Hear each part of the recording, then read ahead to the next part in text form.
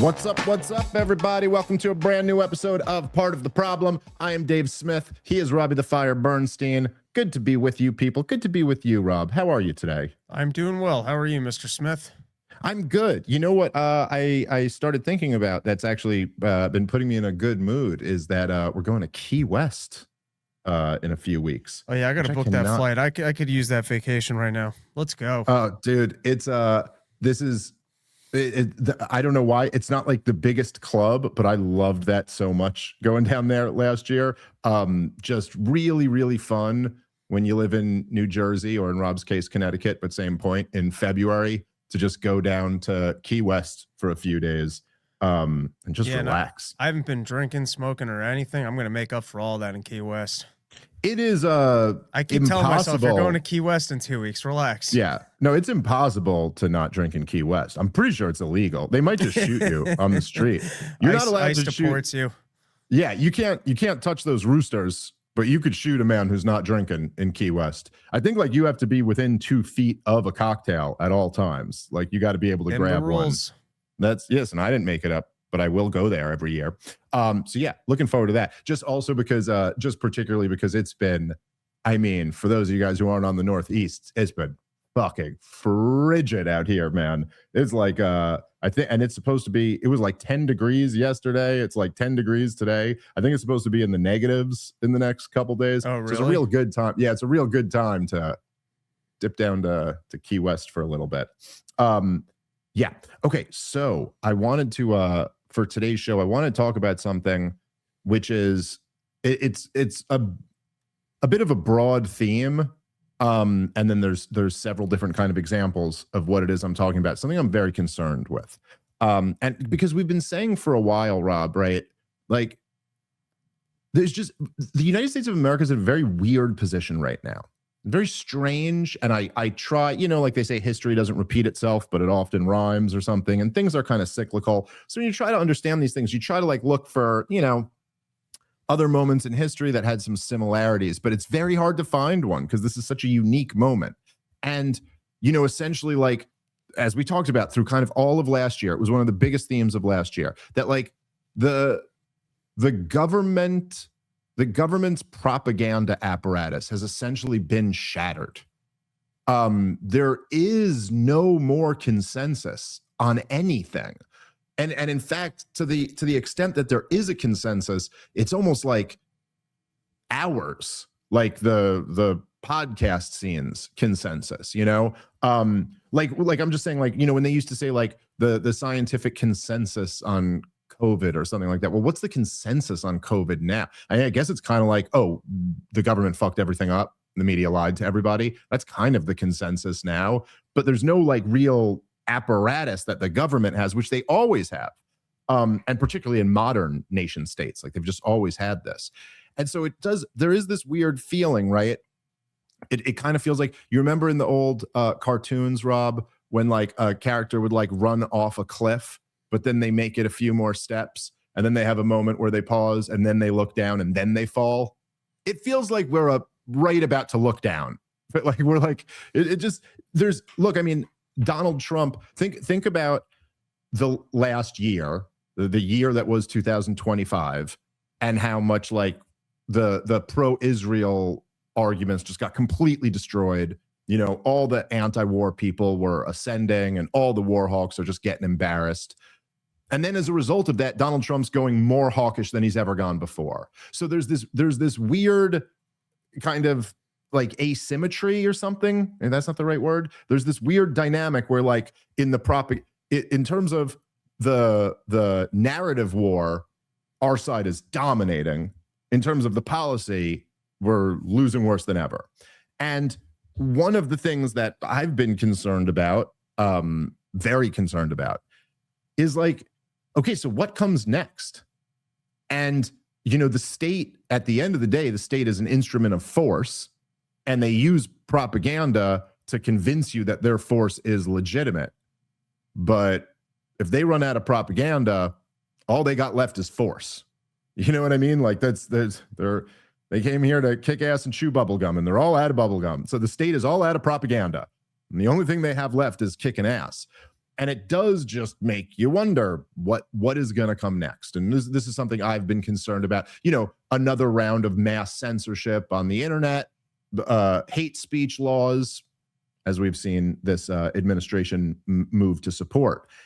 And so it's within that context that I've seen two videos. I was thinking about playing the videos on the show, but I guess I don't think it really adds anything. They're not great for those who listen audio only. It's not great audio on them. But essentially, there's one video in Miami, one video in Texas. It's both the same things. It's cops showing up to people's houses over tweets that they've sent. Now, while this is going on, our kind of sister country in Europe, the UK, has arrested like 12,000 people this year for tweets or posts on social media.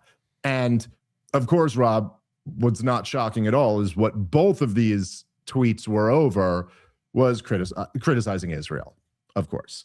And so you just, look, I'm not like predicting some dystopian thing coming tomorrow, but it certainly is disturbing as shit when you're seeing like the administration from the top kind of all the way down to the bottom talking about how they are going to be, you know, cracking down on what they call anti-Semitism, aka using Ben Shapiro's definition of anti-Semitism anytime you criticize Israel. So this is very disturbing. I'm sure you saw the videos, right, Rob? I did. I think one of the only things, you know, that was likable about Trump was we thought the censorship climate would be better. And it could not have been worse over the COVID regime. I mean, that was absolutely the most censorship I've ever experienced. But through the whole woke agenda, there was censorship. If you're criticizing global warming, there were a lot of topics that the internet would take you down for. But COVID was the worst. I mean, I got repeated strikes on my channels. And the climate itself, I do think, is different just because the media apparatus has lost so much, viewership and support. And Twitter thus far is still an open and free space, which kind of challenges YouTube and the other ones to try and stay in line to keep engagement and not be the places of censorship. But the Donald Trump regime is certainly looking into more censorship for Israel. You got Larry Ellison, who bought up TikTok. And you had, you even had Netanyahu talking about why it's important that people are taking over TikTok. And this seems to be a major escalation of knocking on actual people's doors who have, just said words online. All right, guys, let's take a moment and thank our sponsor for today's show, which is The Wellness Company. The big medical hack of 2025 was several peer-reviewed studies identifying the direct connections between antiparasitic medications having off-label benefits, fighting a wide variety of cancers. And this makes sense. The connection between tumor growth and parasites has been known for years. While the CDC remains silent, they have admitted that millions of Americans suffer from parasitic infections that often go undetected or undiagnosed. This is why Dr. Peter McCullough, the chief scientific officer at the Wellness Company and the world's most published cardiologist, says, quote, "These studies make a clear case to do at least one medical grade parasite cleanse annually." Well, the Wellness Company's proprietary USA compound ivermectin and mebendazole is a doctor-prescribed gold standard combination dose designed to help the body eliminate parasites plus other incredible benefits. Each bottle contains 90 capsules,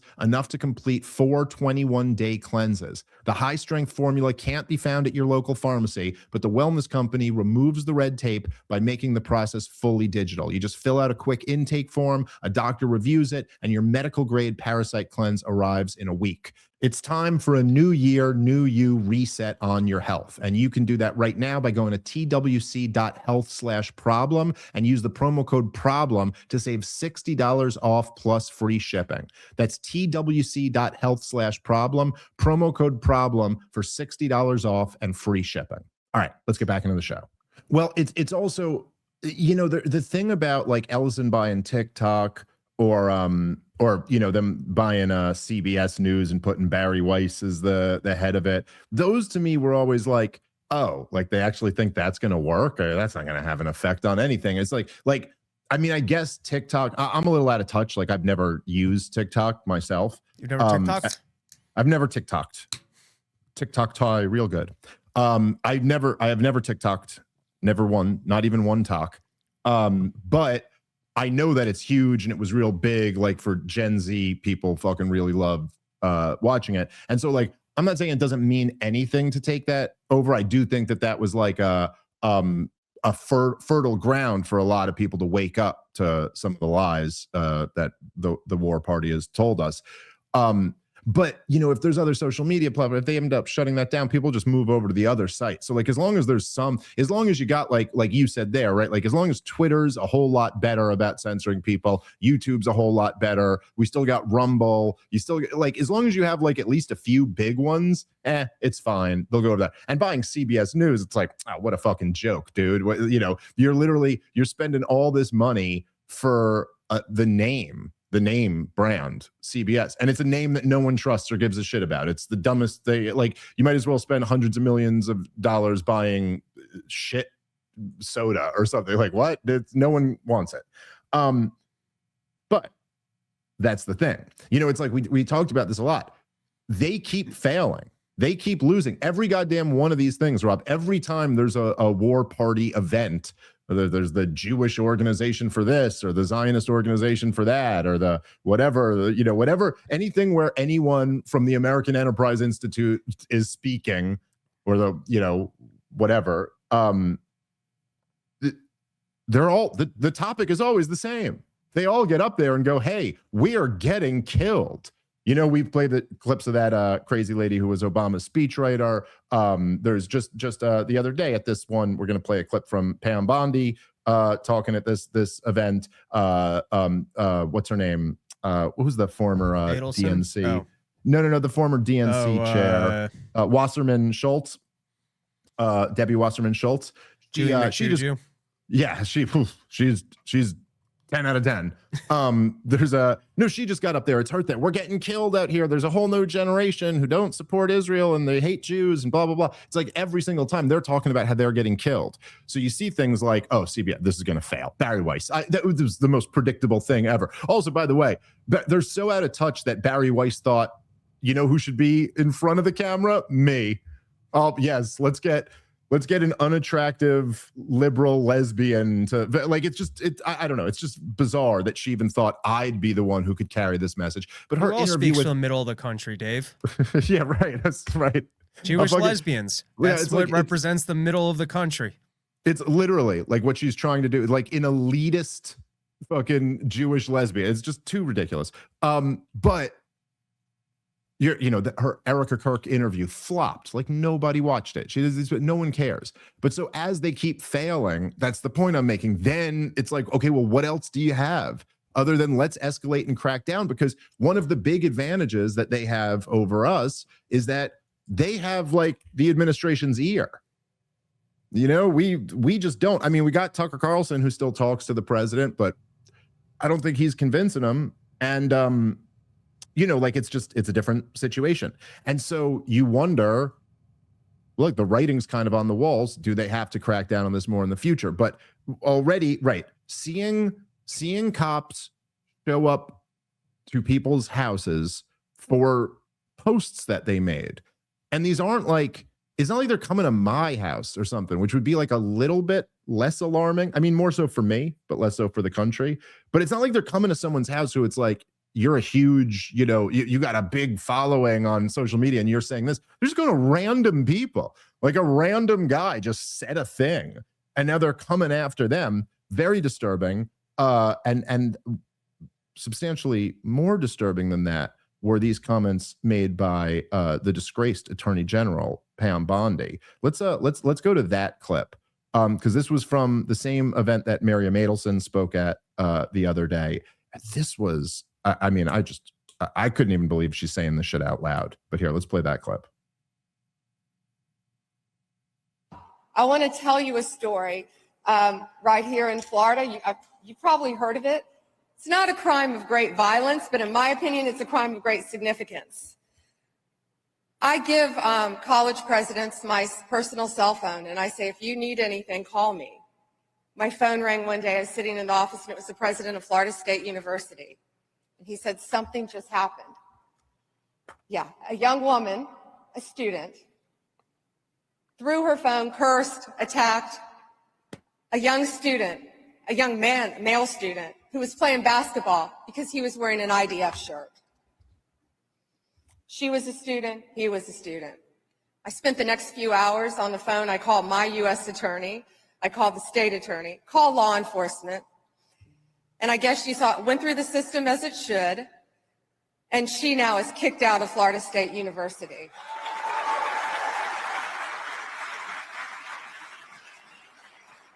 But little things are the big things, and that sends a strong message that you can't behave that way anymore in our country. You can't bully other students simply because they're Jewish.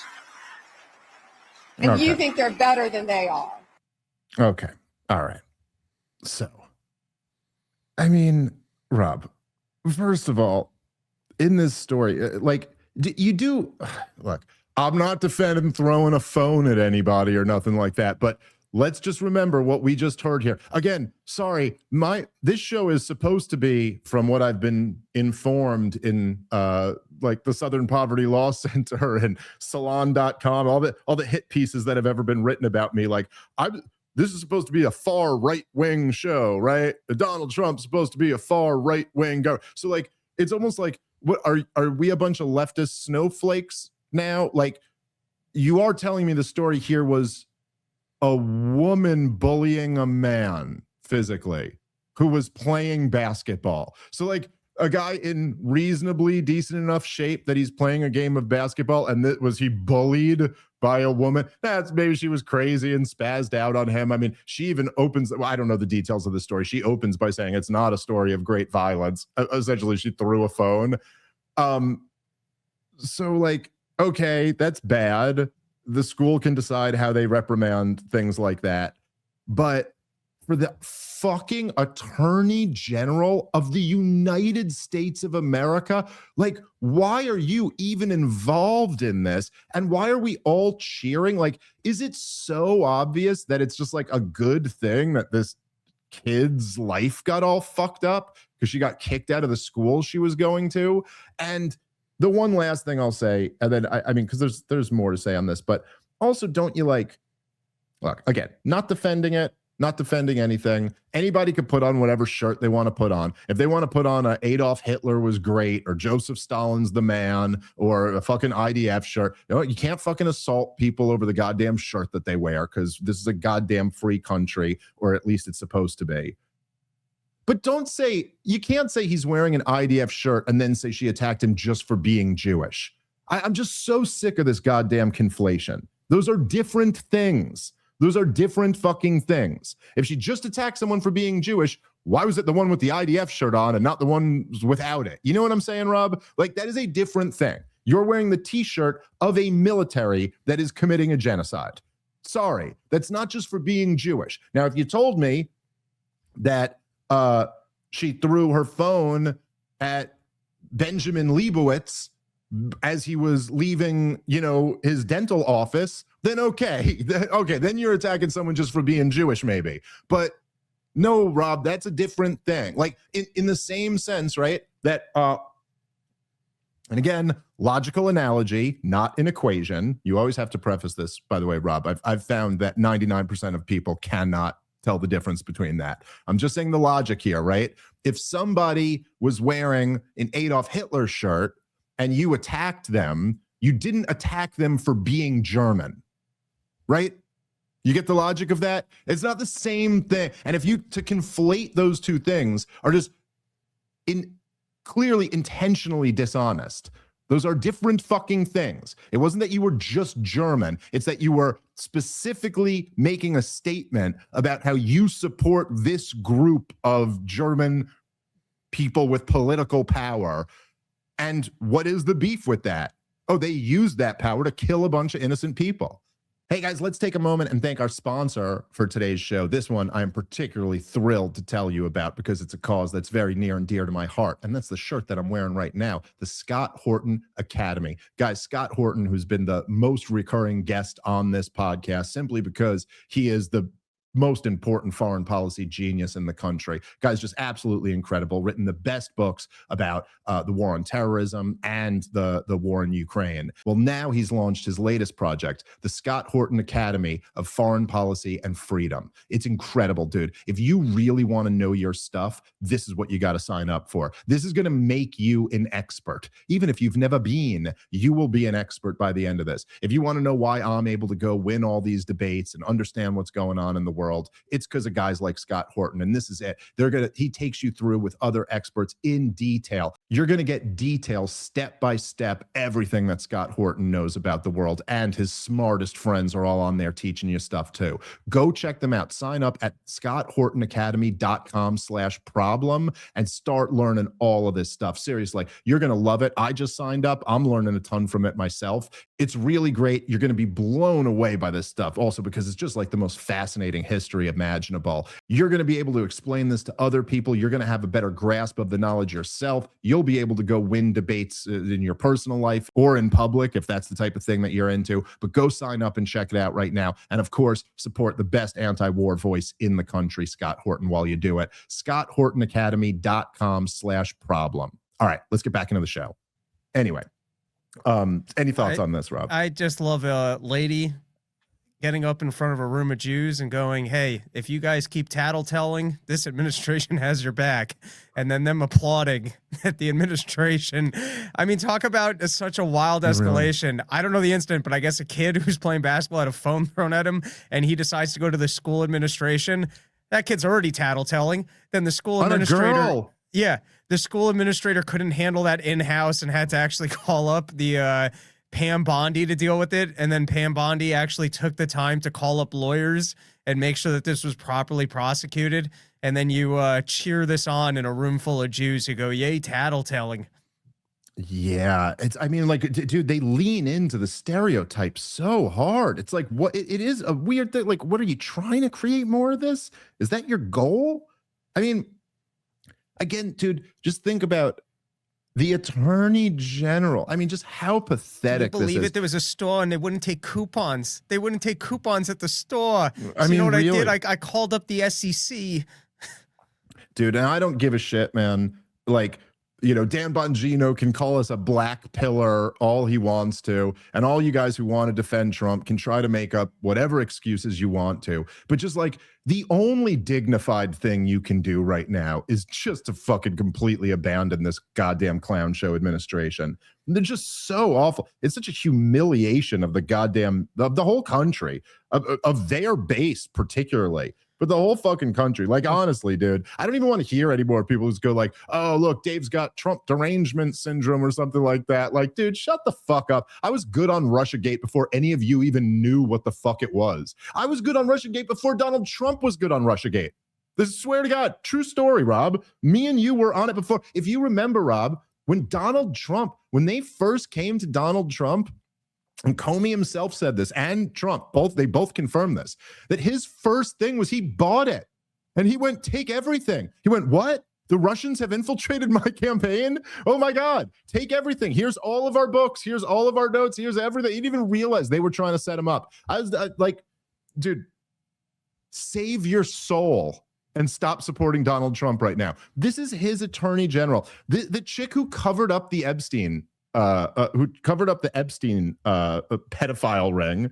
This chick hasn't gone after any of the deep state criminals. Yeah, you remember the ones who framed Donald Trump for treason? She's not going after any of them, even though the director of national intelligence claims she sent her the proof that Obama committed treason and all this other stuff.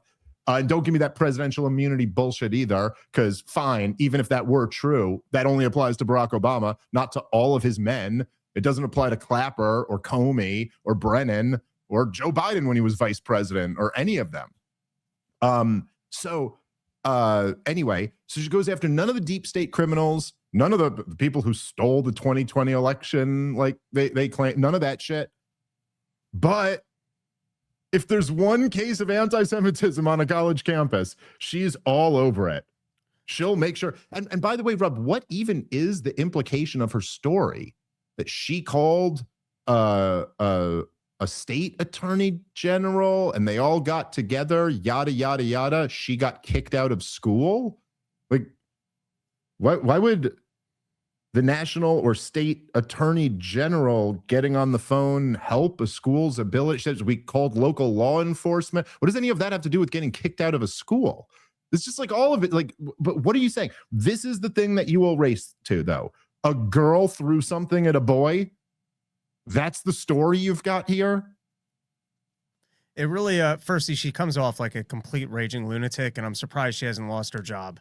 But yeah. Aside from that, it just does feel like that flavor of the Donald Trump authoritarian regime. I hate sounding like a leftist, but hey, listen, we're going to police things to the max, all the way down to if there's a lady on a college campus throwing a phone at somebody, you can bet that we're going to take up the call and make sure that they're thrown out of school.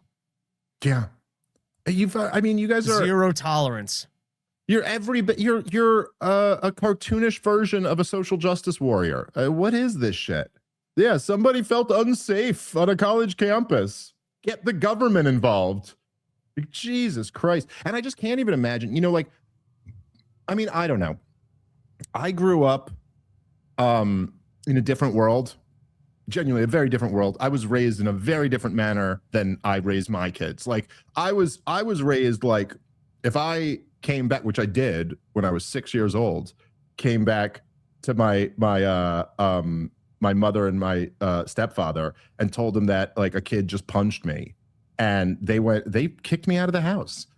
They went, go punch him back, and go do, like, that was it. There was no like, oh, the adults step in here. It was like, no, what are you doing? You're tattling? Go, you know what I mean? Like, that was just the way it was. Now, I do not raise my kids that way, okay? Like, that is not my attitude at all. If something like that happened to one of my kids, there would be a meeting about it and shit. Like, but I got little kids.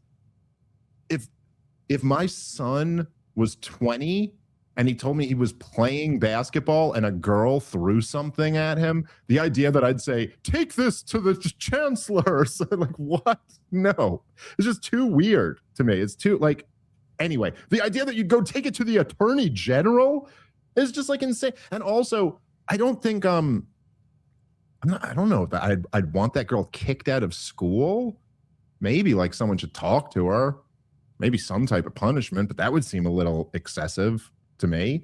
But for the attorney general to be bringing this up at an event and talking about it publicly is just, it's beyond bizarre.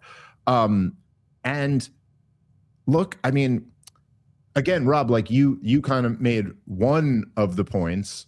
We were saying like leaning into stereotypes, like going and speaking at a Jewish event and telling them like, we tattled and we won, that's not great. But then also, I mean, come on, like as Ben Shapiro said the other day, anti-Semitism is a conspiracy theory. It's a conspiracy theory that the Jews run everything. It's like, well, I mean, what does this look like? What does all of this make it look like? That, oh, okay, so like, don't worry, the full force of the federal government is behind making sure that nobody is hostile toward Jews. That kind of confirms the thing. It's like the great old Norm Macdonald joke. It's just like all of this just plays right into the stereotypes. It's nothing good coming out of any of this. Let's do the let's play the what's his name again? The ADL guy. Hold on one second. It's the last one that I sent you, Jonathan Greenblatt. Because this one is pretty wild as well.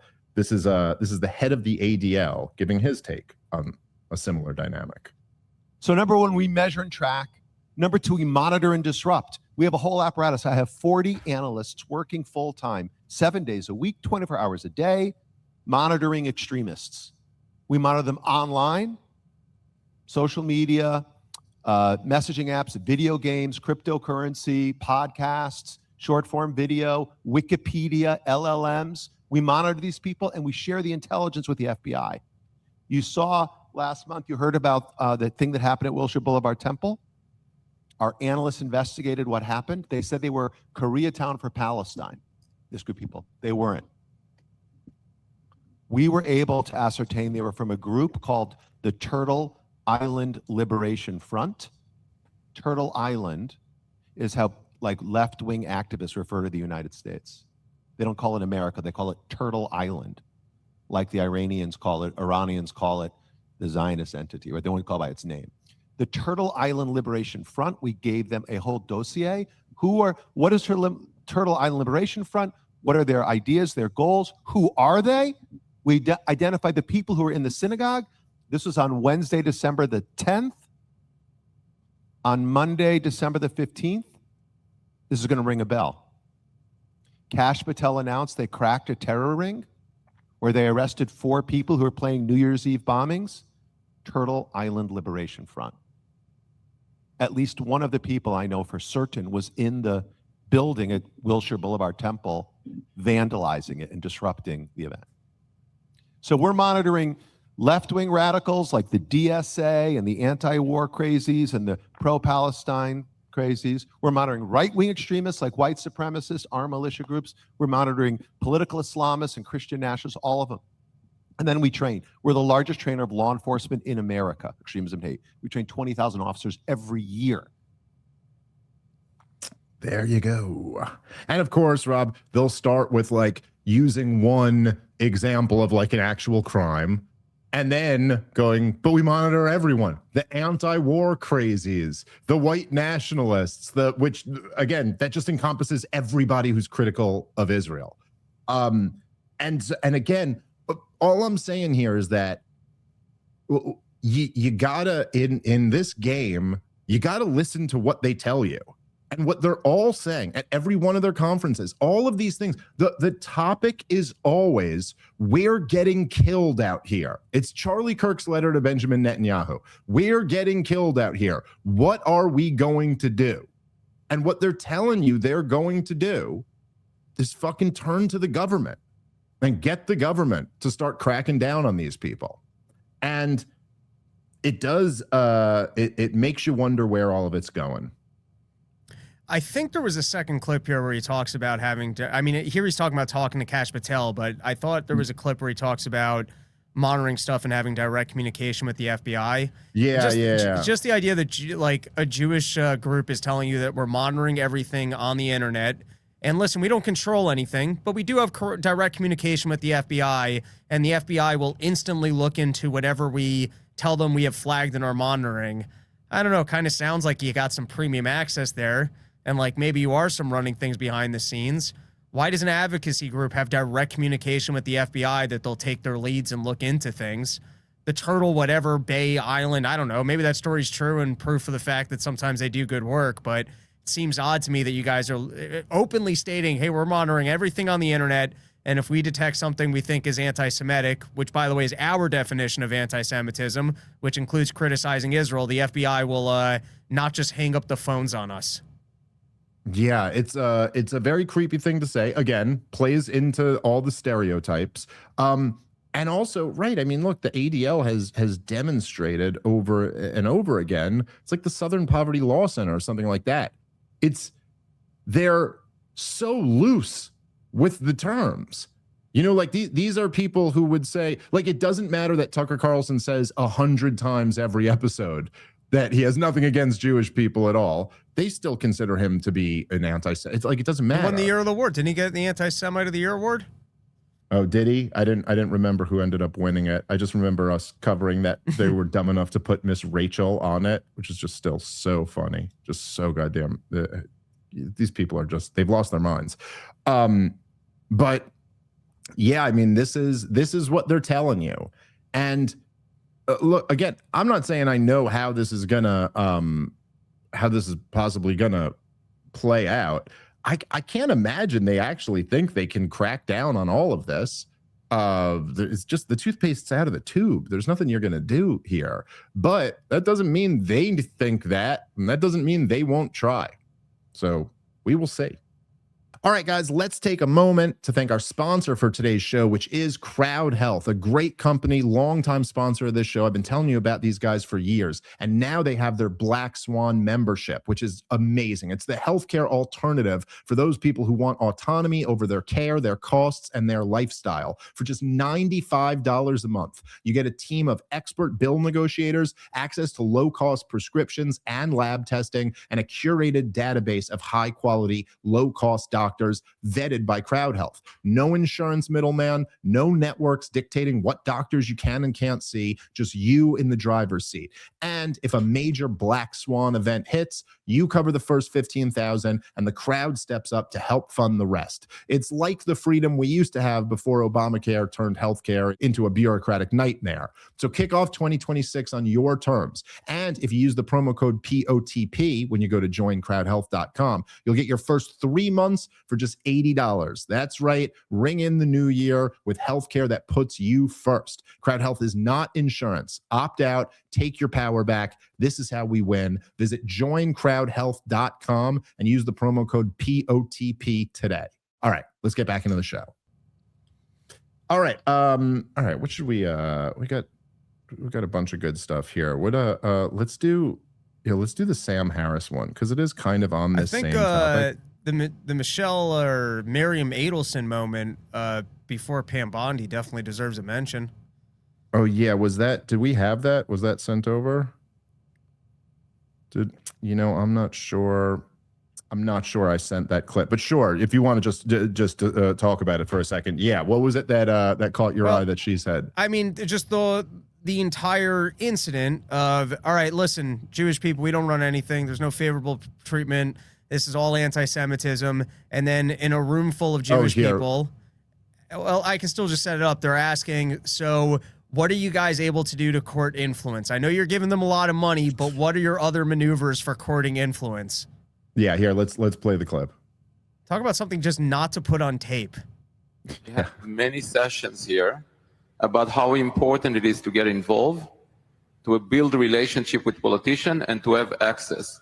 And access and relationship can buy you influence, doesn't mean it's going to buy you. So you both master that. So can you share with us, I want everyone to learn today, how do you build a relationship with the politician? I know there is always money involved because that's part of the system, but the relationship is not always just about money, because it's unbelievable how disgusting that is and how it's just played off like, hey, listen, I know that we live in the grossest world ever where if you have enough money, you can purchase influence. And both of you guys are doing a great job of partaking in this corruption of purchasing influence. But for all the people out here that don't have as much money, what else can they do to get influence above just voting and everything else that other Americans, but just the way he plays off something that's actually so evil about our reality is perfectly socially acceptable and normal. And particularly, dude, Rob, I mean, just the optics of it.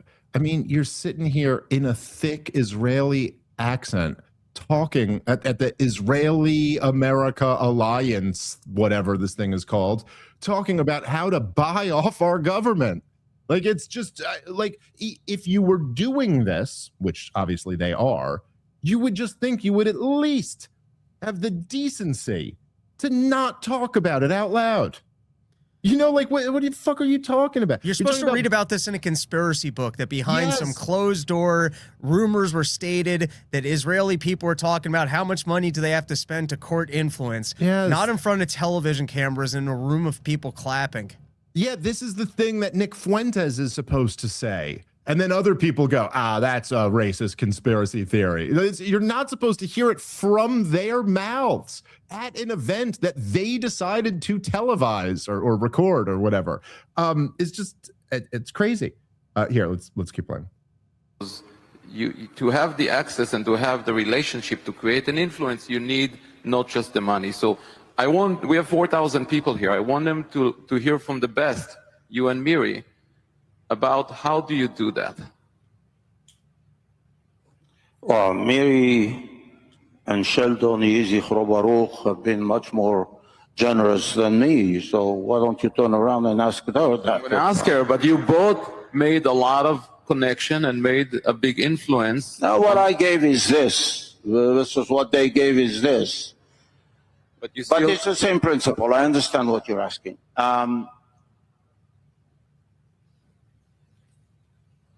This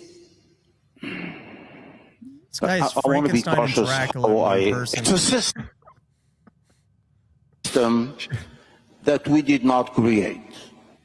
It's a system that's in place. It's a legal system, and we just play within the system, and that's it. I mean, it's just really quite simple. If you support a politician, you, under normal circumstances, should have access to be able to share opinions and try to help them see your point of view.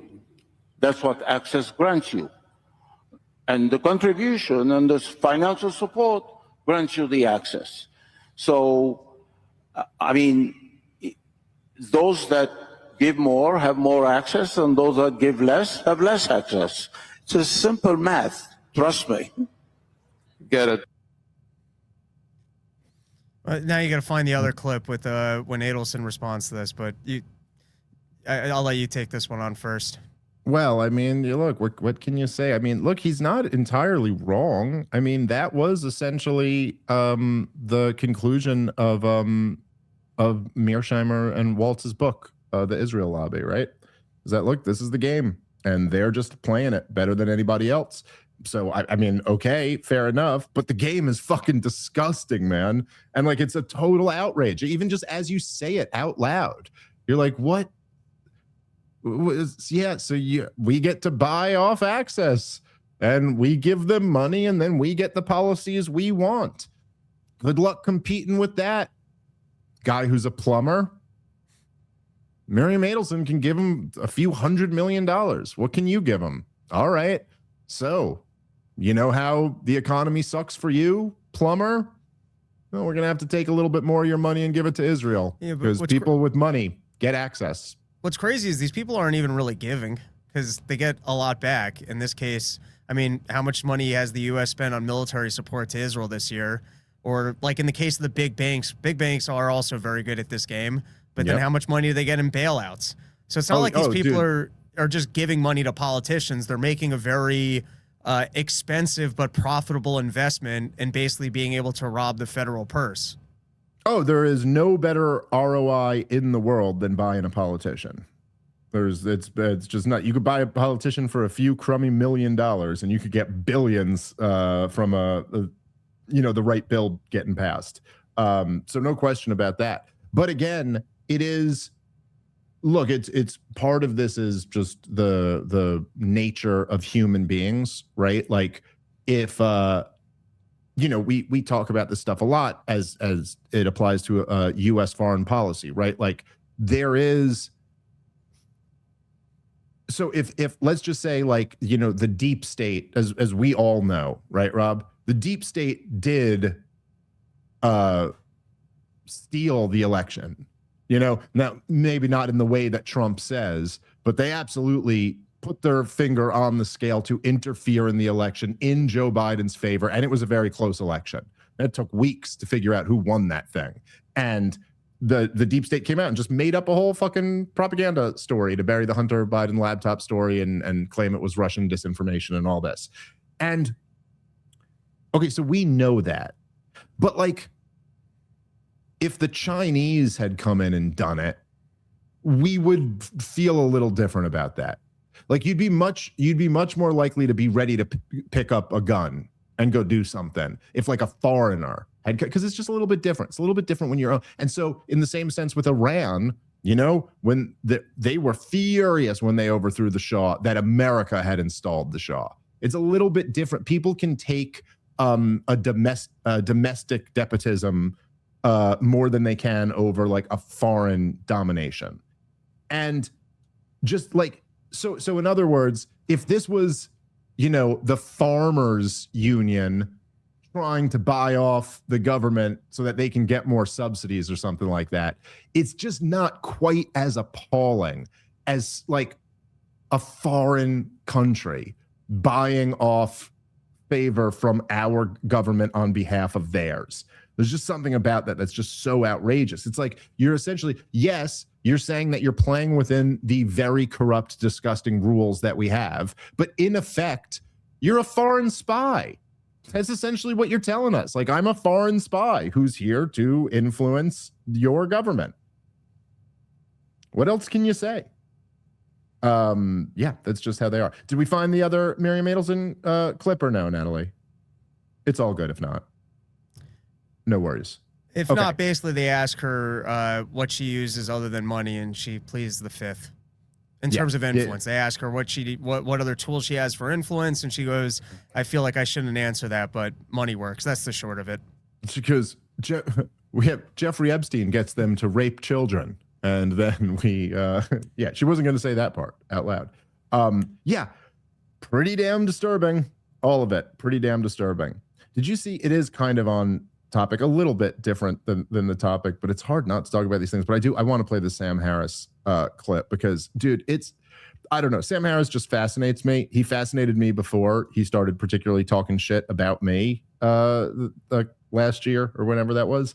But it's just the guy like who all I see of Sam Harris now is like clips circulate where everybody's just mocking him. It's amazing how much it's changed. Just in the last few years here. But this was Sam Harris talking once again about the world of conspiracy theories and anti-Semitism.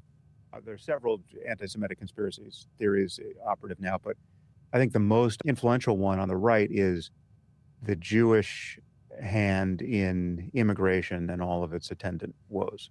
We were a voice for immigration throughout the 20th century. We have suffered for closed borders, by closed borders.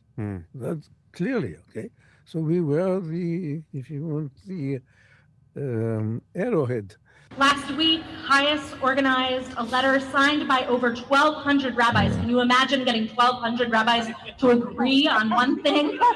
But agree they did. And what they agreed was to ask our elected officials not to halt or even to limit the United States Refugee Admissions Program. At 134 years old, Hayes is the oldest refugee organization in the world.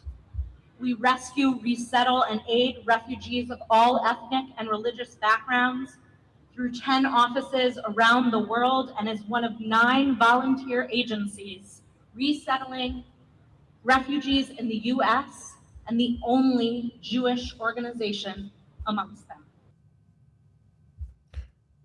All right, I think I didn't mean to send that clip. I sent the wrong version of it. But anyway, okay, it's the kind of point being made. So it's Sam Harris and them, they sit here and have this conversation, and they're like, oh, it's this awful conspiracy theory that Jews are behind open immigration.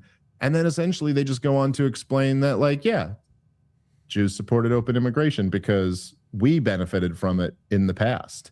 And I don't know, Rob, it's like, again, like with all these things, there's also a whole lot of Jews who are border hawks. And so like, it doesn't make sense to like blame Jews as a whole. But like, I've always just found this to be an odd, me and you have talked about this for years. In fact, I remember like whatever it was like 10 years ago when you came on the show when we first started podcasting together, we used to talk about these things where there'd be like in fact, some of them were like Barry Weiss clips and stuff like that, where she'd be talking about anti-Semitism and all of this. And I always feel like, okay, but like, if you're going to have this conversation, like at least just have the conversation. Just like be honest about it. Let's actually talk about this. And that doesn't mean you have to come to the conclusion that, yeah, it's right to hate Jews or something like that. In fact, I don't really think too many people are seriously arguing that. But you go, hey, I mean, open immigration has been a disaster for America. It's been a disaster for Europe. And it is in particularly in Europe, in a sense, like, you ever look at like the projections, Rob, that it's like we're only like a few decades away from like Irish people are going to be a minority in Ireland. British people are going to be a minority in Britain, like Swedes, a minority in Sweden. And that is, look, I could look at this a lot of different ways, and I can understand, you know, like I grew up in New York City. Like I don't know. I can understand people going, yeah, what difference does it make? Like, what does it matter if this changes or that changes or whatever? But like on some level, you're like, yeah, but maybe that's kind of profoundly fucked up. Like Irish people, first off, Ireland's a great example just because they have like none of the white guilt, or shouldn't have any of the white guilt that like plagues so many of these other countries. Like Ireland never dominated anyone. It's just never did anything. They did fucking, as far as I know, they didn't have a slave trade. They never conquered anyone. They were just getting their asses kicked by the British. That was their entire stuff. And Irish people, like real deal, fucking fought and died for their independence, for their autonomy, like for their people to continue. And then if a bunch of politicians against the will of the Irish people just like decided to completely change it so that Ireland goes extinct, well, you could certainly see where a lot of people would have a problem with that. And for Muslims Jews, don't even eat potatoes or drink. Yeah, Talk about the end of Ireland. That's true. You brought in a bunch of people who don't drink to Ireland. But like, you know, and then you're going to sit there and go like, okay, well, hey, we're a part of this group. It's like 2% of the population in America, much less than that globally. And yeah, we came in and we advocated for all these policies that resulted in this because we thought it was better for us. All right. But like, if that's the case, then I just don't see how the next thing you wouldn't say is like, so I understand why we take a lot of heat for that. I understand why that pisses a lot of people off. Because isn't it kind of obvious? Isn't that obvious why that would get some people to go, oh, that was kind of fucked up? And I don't know. I don't think that's right. And it's also not the case. You know, you hear the stories about like which I'm sure you've heard, Rob. It is very like famous amongst Jews. Like almost every Jewish kid heard the story from their parents about boats full of Jews being turned away during the Nazis' reign in Germany and then getting sent back to Nazi Germany. And like, hey, look, if you have an example where like closing a border meant you sent people back to a genocide to get genocided, hey, that's a good example of fucking goddamn, that sure does suck for those people. And man, are you sure we couldn't just take in a couple ships of these people and not send them back to their deaths? Okay, fine. But you can't extrapolate from that therefore you can take in tens of millions of people. Like, it's just a lot of these things don't work like that. And I really do think, you know, it's the major problem with immigration is the sheer numbers. It's not that like any other group of people are so horrible, or at least from my perspective. And I think sometimes the immigration hawks get this wrong. Like they'll kind of take the attitude that even I see a lot of them because, you know, hating Muslims is kind of the new go-to now. And there's literally, I can't remember which paper it was. I was reading it. It was one Israeli paper. It might have been the Jerusalem Post. I can't remember, but they had it was from the Israeli government, like a whole report that's basically said like, we're losing this war, the PR war real bad. And what we should pivot to is fuck the Muslims, because that's what right wingers in America respond to. So anyway, there's a lot of that going on now, but they'll say things like Islam is incompatible with the West or something like that. And it's like, I don't know. I'm not sure I believe that. You know, I grew up in Brooklyn. We had a fairly large, like Pakistan, Pakistanis, some Afghans, you know, and they were cool. They were like, you know, they were the people who threw on a baseball hat and ran a bodega and were like, I love baseball in America, and had a little American flags waving in their stores and stuff. The thing is, it wasn't in such large numbers. There's a difference between importing like immigrants who go through a process and get a lawyer and pay a fee and like do a thing, and then just taking millions in from a war-torn region. Like that's just a fundamentally different thing. And we ended up doing a whole lot of the latter. And yeah, if you're advocating for that as it went down, yeah, you're kind of caught with your pants down now that everybody realizes it was a big, huge mistake. That's going to lead towards some people resenting you for advocating for those policies. All right, guys, let's take a moment and thank our sponsor for today's show, which is MASA. Look, it's a new year. People are always starting off with resolutions, but you don't have to overhaul your entire life. You can start with like a simple swap, like upgrading to snacks in your pantry that are made from real ingredients. One great example would be MASA, the easiest way to eat clean without feeling like you're on a diet. MASA chips contain just 3 ingredients. They don't have any seed oils, and they're cooked with beef tallow. These chips don't only avoid all the bad stuff, they taste incredible too. Snacking on MASA chips is nothing like eating regular chips. With MASA, you feel satiated, light, and energetic. No crash, bloat, or gross sluggish feeling afterward. And because these chips are made with real food, they're more satiating, so you won't find yourself uncontrollably binging and still feeling hungry afterward. Also, if you love MASA, you should check out Vandy Crisps as well. Vandy is MASA's sister company. They make the most delicious 3 ingredients potato chips I've ever tasted. So if you're ready to give MASA a try, go to masachips.com/Dave and use the promo code Dave for 25% off your first order. That's masachips.com/Dave, promo code Dave for 25% off your first order. All right, let's get back into the show. I don't know. Any thoughts, Rob? Yeah, even in the case of, because I've had this, someone breaks up with someone, got to crash on your couch, it's a year later, and you're like, hey, you're supposed to crash on the couch, it's a year later. Yeah. And there's something to be said when people come to countries because, there's shenanigans in their country that it's not like they pick up and go afterwards. It's like even the Holocaust Jews, I don't think they were looking to go back, or the Syrian refugees, I don't think they're looking to go back. There's something to be said for like, hey, you got a bit of an emergency situation. So I feel like we're not comfortable enough with the concept of like a second-class citizenship, or even maybe like safe areas of internment or something. I don't know. It seems like there is a bit of a middle ground between, all right, it's not safe for you out there anymore, so you can be here like forever, versus you can ride out this wave, but you can't stay.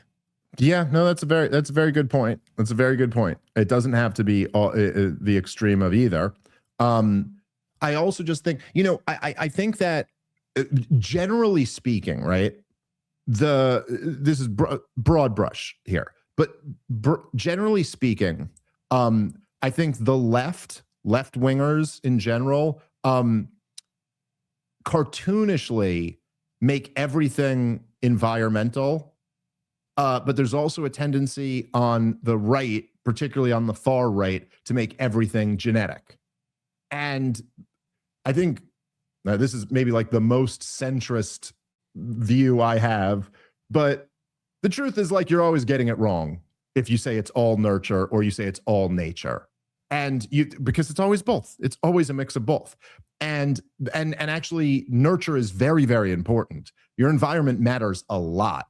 It's not everything. There is such a thing as genetics. There is biological realities. Now, obviously, you could all think of environments, or excuse me, you could all think of examples where the left does this like to a cartoonish level. Obviously, the trans issue is the most obvious one, where it's like, guys, you can't like, there is a scientific reality here, and you can't just wish that away because you don't like the way it makes you feel. Like, whatever. It's just you're arguing like. It's like, I'm a man, but I feel like I'm a woman, therefore I'm a woman. Well, like, however you feel that person should be treated, just like, no, you don't get to just say your feelings trump reality.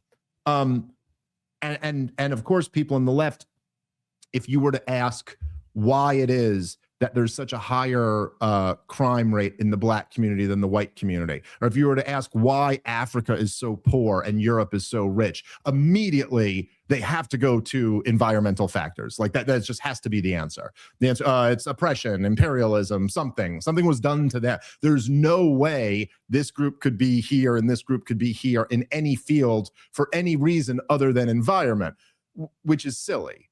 Like, there are differences between different groups of people. But at the same time, I think right-wingers have a tendency to really downplay environment. And so, like, for example, okay, like if me and my wife let's say you got like the worst bin Ladenite head chopper in running the Syrian government right now. But take the worst, like, you know, ISIS when they were invading Iraq and just literally chopping people's heads off and doing all types of crazy barbaric shit. You take the 20-year-old who's doing that, the guy who's chopping people's heads off, and let's say 20 years earlier, me and my wife adopted him, and he comes and lives in my house, and we raise him the same way we raise our children. Now, I don't know, you know, my children, and I could see it already in them, even though they're young kids, they have like specific things that are genetic from me or genetic from my wife, or you see one of them looks like their grandmother, or one of them, you know what I mean? Like things that are clearly like, or they have an ability that, you know, one of us had or something. Okay, so like that kid may not have all that. I'm not saying he would be exactly the same as my kids. He will not be chopping people's heads off. That is 100% guaranteed.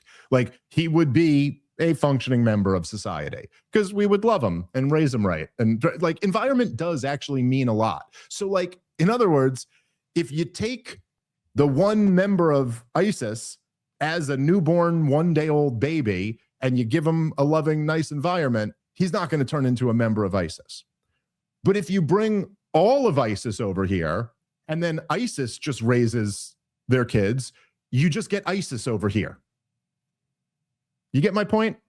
So like, it's not, when you bring in small numbers of people, the pressure is like to assimilate, to fall in line. But when you bring in huge numbers of people, you end up with Minnesota.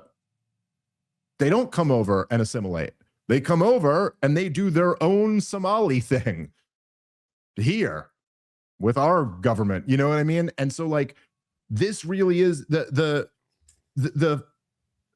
I think the failed logic of this mass immigration is that just because something works in small doses doesn't mean it can scale. And so even like when people would say, oh, America is a country of immigrants or something like that, it's like, yeah, to some degree we are. That doesn't mean there's no limit to how many we can take in.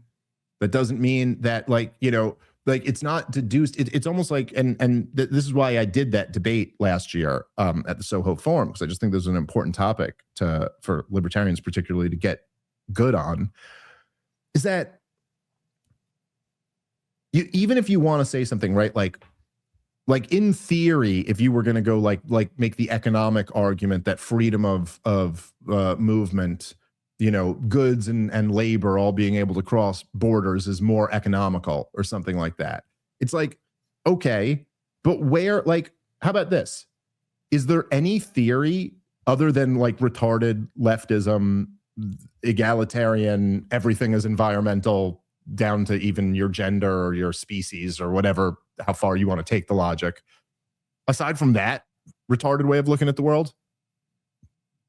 If we were to get, is there anything that tells you, let's say we were to bring in 10 million people from Canada, or we were to bring in 10 million people from Okinawa. Are you telling me that's exactly the same? There's no difference? You know, like, why? What would you deduce that from? They're obviously like, they're different nations and different races and different religions and different cultures and different lots of things. So I think it's reasonable to think it might be different, without even making a value judgment, like better or worse. Again, if you're taking in some people from like Sweden, or if you're taking in some people from war-torn Syria, I think there might be a difference. And I will make a value judgment on that one. I think one's worse. And so, like, you know, now we sit here, and one of the things, and I think this is what's very frustrating to a lot of people like us, is that what you're seeing with like these ICE raids and just like how stupid and kind of cruel the whole thing is that you go like, well, this is the problem with a policy like mass migration. You know, it's kind of different than any other policy because it's really, really hard to undo. You know, like what can you do now? You know, you let 30, 40, 50 million people into the country illegally. It's like, oh shit, well, what are you going to do? How the fuck are you going to get rid of that many people? Essentially, you can't. I mean, Trump can do. So instead, what Trump can do is have this like performative cruelty without really dealing with the problem. And anyway, listen, this shouldn't be something that Jews get blamed for. Because there's a lot of Jews who oppose this shit, and there's a lot of non-Jews who were right there supporting it as well. But those people who supported open borders for all of these years, or those people who supported this mass migration policy, there's going to be backlash and resentment over that because it was a bad idea. It was bad policy, and the results have been pretty disastrous. So you're going to get heat for that. And if you want to have an honest conversation about that, then fine, let's do it. But to just sit there and say, wow, it's racism, it's conspiracy theories and racism. Well, the thing is, right, Rob, like, as we just kind of showed you, if you just listen to what Miriam Adelson and her friend there are saying, that would sound like an anti-Semitic conspiracy theory if me or you just said it, right? They would call that an anti-Semitic conspiracy theory, except the Jews in question are saying it themselves and broadcasting it. So, like, again, I've always said, like, you know, if you're talking about real deal Jew hatred, as me and you would define it, like normal people, like actually define it as hating a group of people or blaming people for an immutable characteristic when they themselves are not guilty of anything. Like, okay, if you want to have a conversation about the rise in Jew hatred, how the fuck do you ever put out that fire if you can't even start by having the conversation? You can't even just actually talk about it and go, okay, well, this is the thing, and this is what people are fucking angry about. And here's where they got a legitimate point. Here's where they go a little bit too far. But all the Sam Harris guys, all the Barry Weisses, all the Miriam Adelsons, all the Mark Levins, all they want to do is just call you names. Say, you're a racist, you're a bigot. It's like, all right, well, when was the last time that ever shut anyone up? Definitely never worked on me. Anyway, all right, we're going to wrap up there. We'll be back tomorrow with a brand new show. Thank you very much. Catch you next time. Peace.